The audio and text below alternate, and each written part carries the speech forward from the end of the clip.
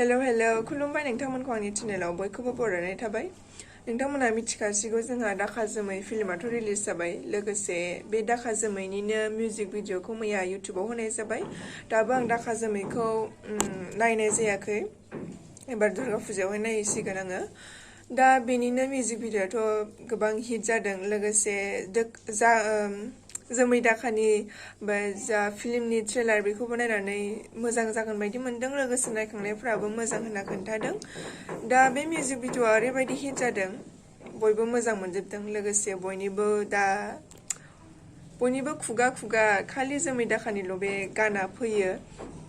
आरो status, WhatsApp status, Facebook status, story बेफोरावहाय जोमै दाखानि मिउजिक भिडिअखौ नुनो मोननाय जादों। दा बिदिनो आंबो खुगायाव फैबाय थादों आरो बे जोमै दाखानिया। दा बेखौ आङो रोङाब्लाबो एसे खननानै दिन्थिनो नागिरदों। गोरोन्थियाथ' जाखागोन। लोगोसे ओरै बोलाय ओरै बोखेलाय बोखेलि बिदि सुरखौथ' जों रोङा जाहैबाय। दा ओरैनो खननो नागिरदों आरो नोंथांमोना गाज्रि मोननाङा दे। Sewalini somsomam unduhnya nोंनि गोथार सानथौ सांग्रेमानि जोंनायाव नोंखौ लाना रायज्लायगौमोन जिरायै गोदै राव। सोर? भिडिअ बानायदों। मानो फैनांगौ र' फैफिननांगौ।